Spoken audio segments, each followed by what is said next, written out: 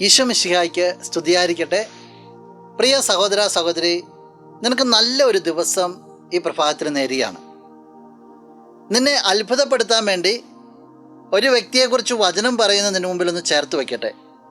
വിശുദ്ധ ലൂക്ക അറിയിച്ച സുവിശേഷം 2-ാം അധ്യായം 37-ാം തിരുവചനം. ഇത് പറയുന്നത് ഫനുവേലിൻ്റെ പുത്രിയും ആഷേർ വംശീയുമായ അന്ന എന്ന പ്രവാചിയെക്കുറിച്ചാണ്. വചനം ഇങ്ങനെ പറയുക: 84 വയസ്സായ ഈ വിധവ ദേവാലയം വിട്ടുപോകാതെ രാപ്പകൽ ദൈവത്തെ സ്തുതിച്ചുകൊണ്ട് ഉപവാസത്തിലും പ്രാർത്ഥനയിലും കഴിയുകയായിരുന്നു. 84 വയസ്സ്. ദേവാലയം വിട്ടുപോകാതെ ദേവാലയത്തിൽ തന്നെ ദൈവത്തെ സ്തുതിച്ചുകൊണ്ട് ഉപവാസത്തിലും പ്രാർത്ഥനയിലും.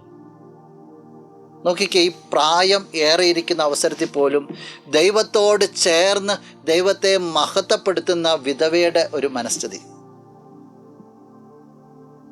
ഈ വിധവയെ മുന്നിൽ നിർത്തിയിട്ട് ഇപ്പുറം നിന്റെ ജീവിതത്തെ ഒന്ന് ചേർത്ത് വയ്ക്കണം. ഒരു ത്രാസിൻ്റെ 2 തട്ടിലായിക്കോട്ടെ. ജീവിതത്തെ നന്നായിട്ട് വിലയിരുത്തണം. ആരും തുണയില്ലാത്ത ഒരു സ്ത്രീ ഈ വയസ്സാം കാലത്ത് ഇങ്ങനെ ചെയ്തെങ്കിൽ നീ നിൻ്റെ ദൈവത്തിന് വേണ്ടി എന്താ ചെയ്യുക? നിൻ്റെ ദൈവത്തിലേക്ക് എത്രത്തോളം അടുക്കുന്നുണ്ട്? നീ അടുക്കാനായിട്ട് നീ എന്ത് ചെയ്യുന്നുണ്ട്? കൂടുതൽ അടുക്കാനായിട്ട് നിനക്ക് ചിലപ്പോൾ ഒരുപക്ഷെ നല്ല ബന്ധം ഉണ്ടാവും. കൂടുതൽ അടുക്കുവാനായിട്ട് നിനക്ക് സാധിക്കട്ടെ. നമുക്ക് പ്രാർത്ഥിക്കാം. നമുക്ക് കണ്ണുകളടച്ച് കരങ്ങൾ കൂപ്പാം. നല്ലവനായ കർത്താവേ, നിന്നെ ഞങ്ങൾ സ്തുതിക്കുന്നു, മഹത്വപ്പെടുത്തുന്നു, ആരാധിക്കുന്നു. ഇന്ന് ഈ വ്യക്തിയെ സമർപ്പിക്കുകയാണ്.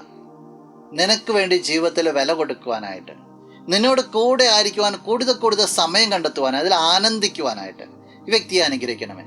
നിന്റെ നാമത്തിൽ ഇന്നത്തെ ദിവസം അനുഗ്രഹിക്കപ്പെട്ടെ എന്ന് പ്രാർത്ഥിക്കുന്നു. സകലവിധ നന്മകൾ കൊണ്ട് നിറയപ്പെടാനായിട്ട് ഇടവരട്ടെ, ഇപ്പോഴും എപ്പോഴും എന്നേക്കും. ആമേൻ. ആദിനും അന്ത്യനും നീ